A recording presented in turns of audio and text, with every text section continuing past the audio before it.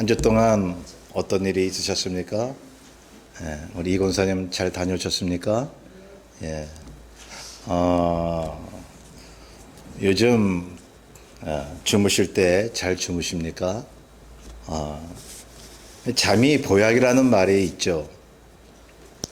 잠을 잘 못 자면 몸에 해롭다고 다들 이야기합니다. 전문가들 이야기에 의하면 하루에 7시간 내지는 8시간을 푹 자야 건강을 유지할 수 있다고 말합니다. 약간의 낮잠도 좋다고 그래요.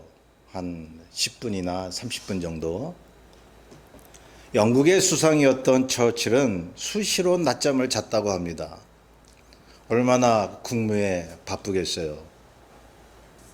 그런데도 낮잠을 이렇게 수시로 자면서 생각의 에너지를 얻었다고 합니다.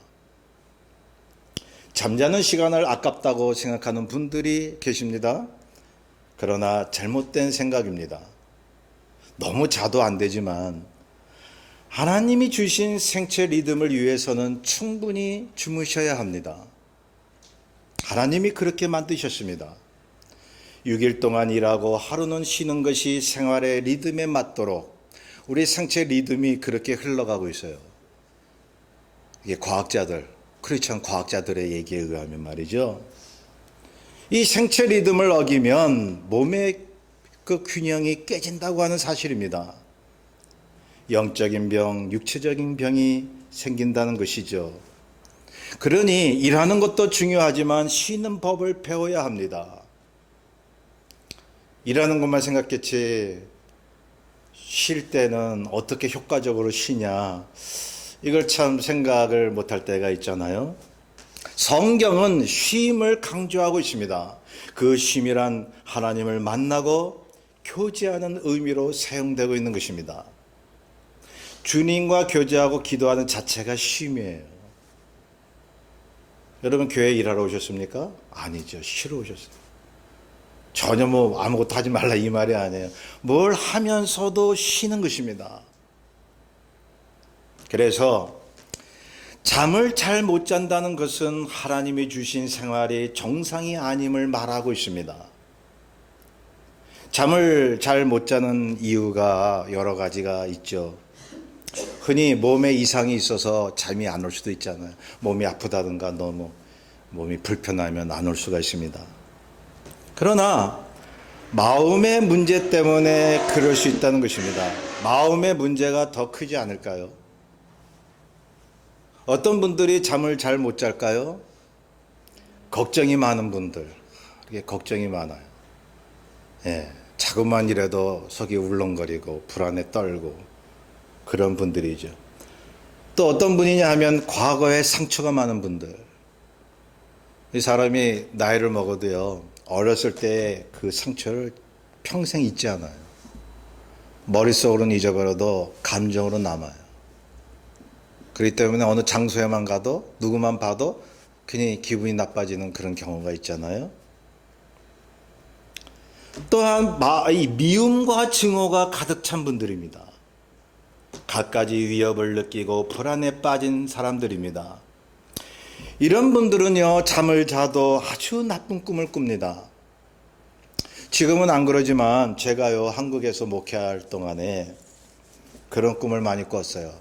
이 호랑이나 사자가 나를 쫓아오는 꿈이요. 꿈이라도요, 얼마나 무서웠는지 모릅니다. 왜 내가 이런 꿈을 자꾸 꿀까?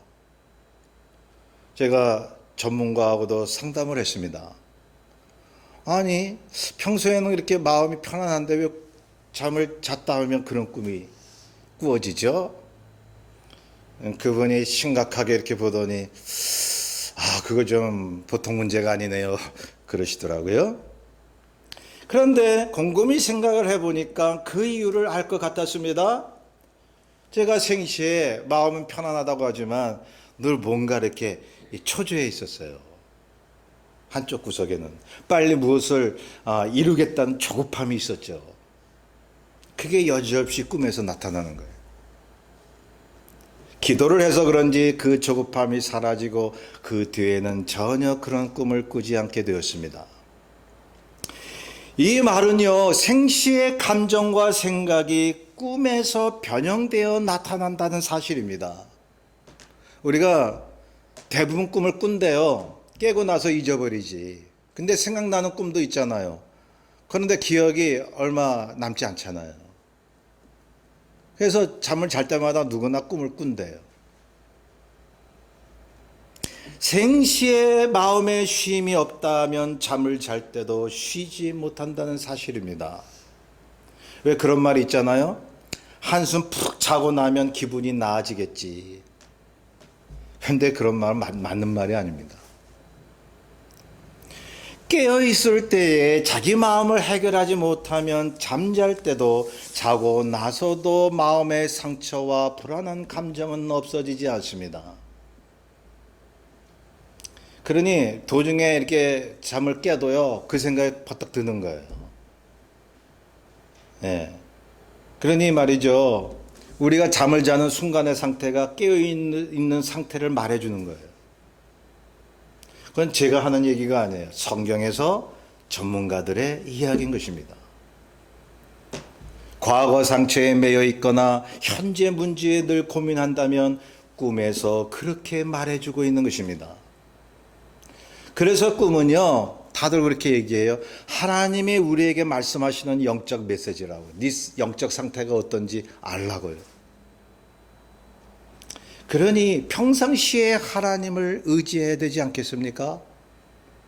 그래서 선한 생각을 몰아내야 됩니다. 상처가 있다면요, 그거 없앨 수 없어요. 상처를 잊어버려야지, 잊어집니까?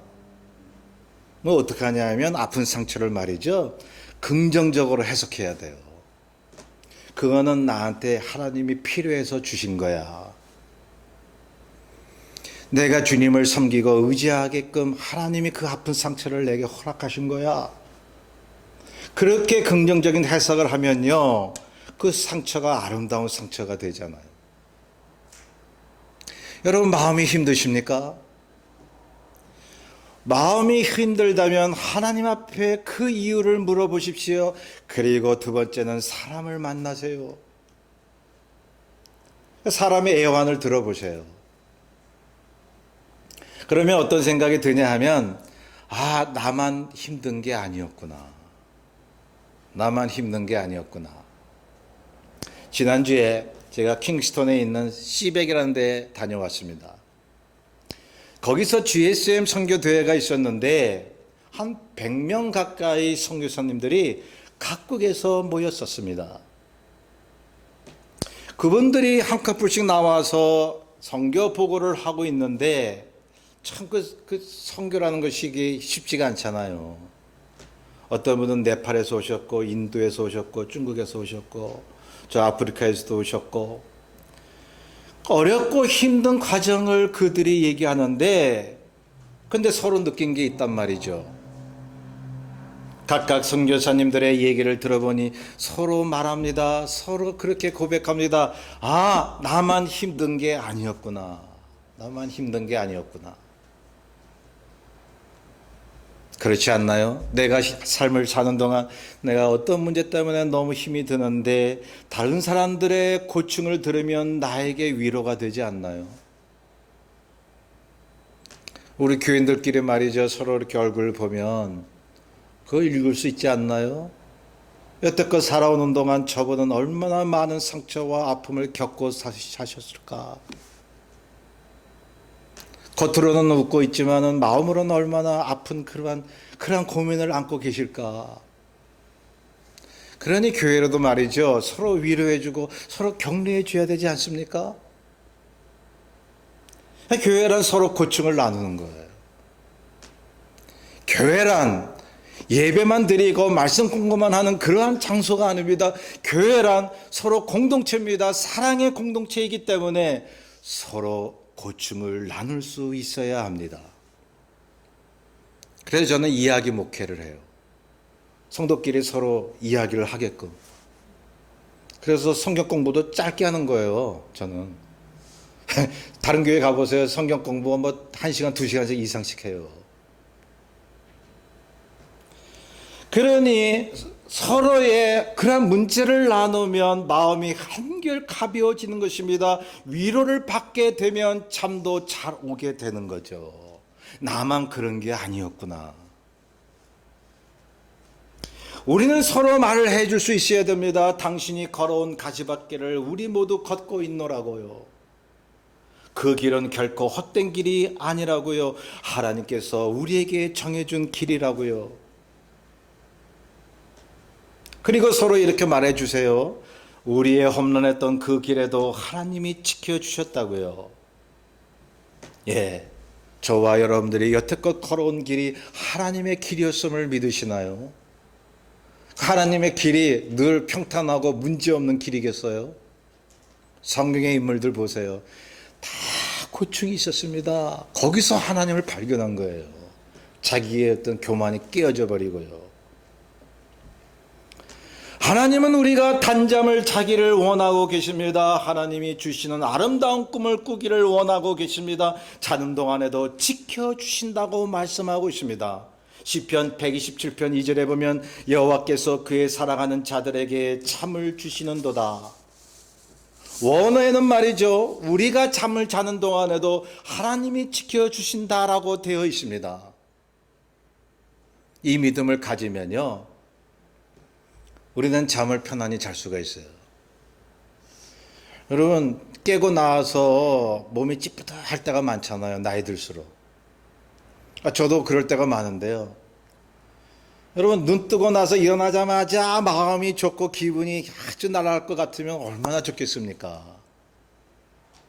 그러기 위해서는 잠을 잘 자야 돼요.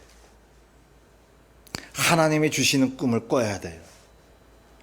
그렇게 그리스도 안에서 좋은 꿈을 꿀 수 있습니다. 하나님이 나를 통해 이루실 좋은 꿈 말입니다.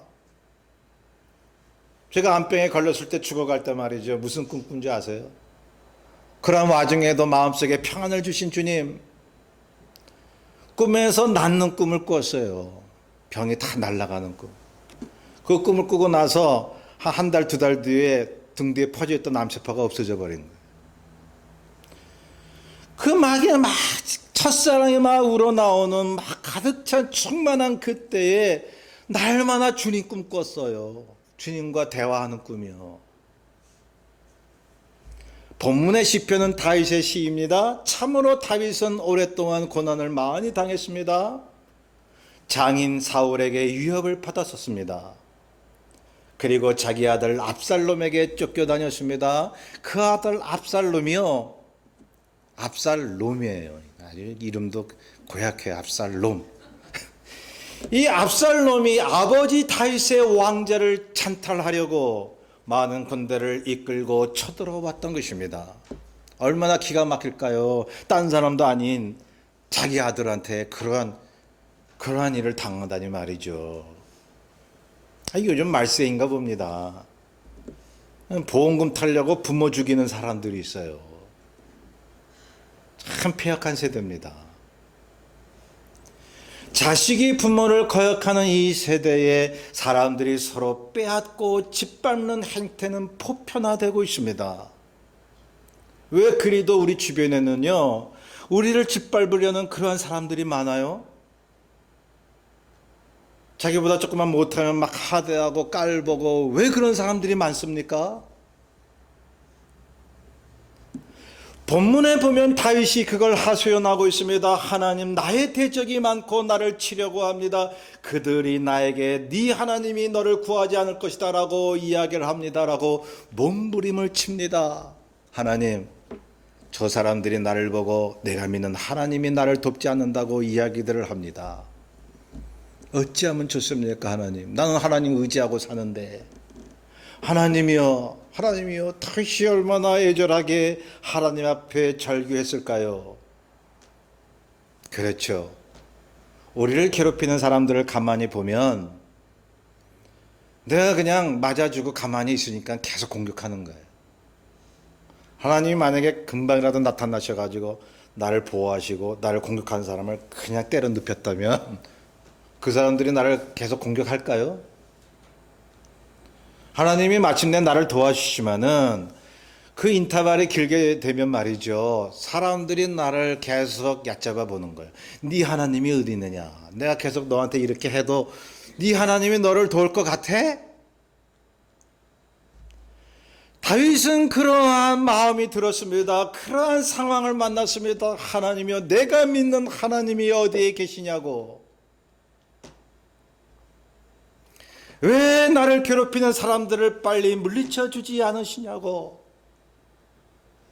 그런데요, 다윗은 자신의 마음을 다스릴 줄 알았습니다. 믿음을 가질 줄 알았습니다. 3절부터 보면요, 주님은 나의 방패요 영광이십니다. 응답하시는 분이라고 고백을 합니다. 성도 여러분, 우리에게 어떤 난제나 불안한 상황이 닥쳐왔을 때 자신과의 싸움이 있다고 생각하지 않으시나요? 어떤 분들은 어떠한 장애물이 닥쳐오고 위기가 닥쳐왔을 때에 마음에 시험이 들어 그냥 자신의 마음을 내버려 둡니다. 믿음이 빼앗겨도 그냥 태만합니다. 자신의 영혼을 관리하지 않는 거죠. 그런데 어떤 상황이 와도, 위기와 어떠한 장애물이 와도 내 믿음을 지키려는 나와의 분쟁이 있었습니다. 모든 믿음의 선조들이 말입니다. 나와 싸움이 있었습니다. 그래서 시편 기자는 이렇게 외칩니다. 내 영혼아, 네가 내 속에서 어찌하여 불안해하니? 나는 하나님을 의지한다 말이죠. 자기와 대화했던 거예요. 자기와 싸웠던 거예요. 위기 속에서 믿음 잃어버리지 않도록. 다윗은 그래서 자신의 믿음을 지켰습니다. 반드시 그분이 부르짖는 나의 기도를 응답하실 것이다. 확신이 있었습니다. 여러분, 이 확신이요, 우리가 믿고 의지한 노력을 하면 주님께서 주시는 거예요. 예, 기도원에서 제가 금식하며 기도할 때요, 암이 다 퍼져 있어도 내 의지로 갖지 않는 평강, 말로 다 할 수가 없어요. 죽음이 두렵지 않았습니다. 세상은 먼지와 같고 하나님의 나라는 내 마음속에서 꽉 피어올랐습니다. 어떠한 문제도 내게는 문제가 되지 않았죠. 저는 그때 하나님이 주신 평안이 이런 것이구나. 잠을 잘 잘 수가 있었어요. 우리 어머니가 지금도 그래요. 야, 너 그때 생각만 하면 누구든지 자기가 죽는다고 하면 막 펑펑 울고 잠도 못 자고 괴로워했을 텐데 너는 어떻게 그렇게 편안히 잠만 자냐? 저하고 통화만 하면 그 얘기를 하셔요. 제가 스스로 제 힘을 가지고 그런 게 아니죠. 하나님이 주시는 평안이죠. 5절에 보니까 내가 누워 자고 깨었으니 여호와께서 나를 붙드심이로다 라고 말합니다. 공동 번역에 보면 말이죠, 내가 누울 때나 잘 때나 일어날 때나 하나님이 내 몸을 붙드신다고 되어 있습니다. 다시 말하면 이 말은 내가 잘 때나 깰 때나 하나님이 내 몸과 마음을 평안하게 하신다는 의미인 것입니다. 마음이 평안하니 잠을 잘 때도 평안하고, 평안히 자고 일어났을 때도 평안하다는 것입니다. 여러분, 다윗이 자기 아들 군대에게 쫓겨다니는 상황에서, 언제 붙잡혀서 죽임을 당할 그러한 상황에서 이렇게 편안히 잠을 잘 수가 있습니까? 그렇게 우리에게 고백을 하고 있습니다. 왜? 하나님이 내가 잘 동안에도 붙들어 주신다는 거예요. 그래서요, 그 사람이 잠을 잘 자고 있구나 라고 하는 것을 우리가 보면 그 사람 믿음이 있구나, 이렇게 우리가 단정할 수 있죠. 여러분, 돈 많이 가졌다고 해서, 건강하다고 해서, 모든 것이 형통하다고 해서 그 사람이 잠을 잘 잡니까? 가질수록 못 자요, 세상 사람들이요. 여러분, 이 본문을 보세요. 다윗의 이 고백은 평상시 갖는 마음이 잠잘 때와 같다는 것을 말해주는 것이 아니겠습니까? 성도 여러분, 우리는 정말로 주님을 의지하고 정말로 그의 말씀을 믿고 살아가고 있나요? 다윗을 보세요. 이 어처구니 없는 상황, 아들이 자신을 죽이려고 쫓아다니죠. 그런데 원한을 갖고 있지 않았습니다. 꼭 아들이어서? 아니죠. 사울 왕이 자신을 죽이려 했을 때도 사울 왕을 죽이지 않았습니다. 죽일 기회가 있었는데도 두 번씩이요. 원한을 품지 않았다는 것입니다. 그 어느 누구에게도 서운한 마음을 갖거나 악한 감정을 갖지 않았습니다. 오직 주님만 믿고 의지했기 때문이죠. 그러니 잠을 잘 잘 수가 있었던 거예요. 마음에 원한이 있으면요, 못 자요. 건강하지가 않아요. 왜 주님이 원수 사랑하라, 감사하라, 기뻐하라, 하나님을 위해서요? 우리를 위해서죠. 건강하게 행복하게 살라고. 여러분, 주님이 말씀하신 거 짐으로 생각하세요? 여러분, 짐이 아니야. 쉬게 하시기 위해서 그렇게 하라고 말씀하시는 거예요. 우리를 위해서요. 다윗은 자신이 받는 고난에 상처받지 않았습니다. 이룰 수 있느냐고 사람에게 따지지 않았습니다. 하나님에 대한 믿음을 저버리지 않았습니다. 그러니까 잠을 잘 잘 수가 있었던 거예요. 7절에 보니까 원수의 뺨을 치시고 악인의 일을 꺾으시는 하나님, 나를 구원하시는 하나님임을 믿었던 것입니다. 그러니 그렇게 하나님을 믿고 의지하고 그런 상황에서도 편안하게 잠을 잘 수 있었던 그 다윗의 믿음, 그래서 6절에 보면 두려움이 없었기 때문이라고 말하고 있습니다. 두려움이 없었습니다. 많은 군대가 자신을 치려해도 두려움이 없는 사람. 세상이 악하다고 그러죠. 세상이 나를 괴롭게 하고 참 세상 살기 힘들다. 그죠? 참 세상 사는 게 만만치가 않습니다. 참 무엇을 이루어도 두렵습니다. 사람이요, 참 마치 밧줄에서 고개를 버리는 고개사 같습니다. 언제 떨어질지 모르는, 그러나 고개를 부려야만 하는 그런 사람과도 같습니다. 그런데 여기에 하나님이 우리에게 주시는 메시지가 있는데, 세상의 풍파가 오고 내 마음속에 때로 두려움이 생기더라도 하나님을 바로 찾기만 하면, 믿음을 갖기만 하면 두려움이 없을 수 있다고요. 두려움이 없는 삶이란 무엇인지 저는 그때 처음으로 경험했습니다. 천만인이 나를 에워싸 진친다 하여도 나는 두려워하지 아니하리이다라고 외쳐댔던 다윗. 왜죠? 하나님이 자신을 보호하시고 구원하실 걸 알기 때문에 아는 거예요. 그냥 믿음이란 아는 거예요. 해가 동쪽에 떠서 서쪽으로 질 걸 아는 것처럼 아는 거예요. 성도 여러분, 혹시 두려운 게 있나요? 그래서 잠이 잘 안 오고 꿈도 뒤숭숭한 그런 경험을 하셨나요? 하나님을 굳게 믿으시고 두려움을 떨쳐버려야 하는 것입니다. 계속 두려움이 남아있거들랑 계속 기도하십시오. 말씀을 묵상하십시오. 그리고 교인이나 잘 아는 사람끼리 자신의 고민을 나누시기를 바랍니다. 고충을 나누세요. 믿음 있는 사람은요, 하나님만 잘 섬기면 돼, 내가 기도하고 나아가면 돼, 하나님이 나를 도우신다라고 굳게 믿고 있지만, 정말 믿음 있는 사람은 그것을 하면서 이웃을 봐요. 이웃을. 제가 다 강조하는 거 아닙니까? 이웃과 같이 자신의 상처와 고민을 나누려고 해요.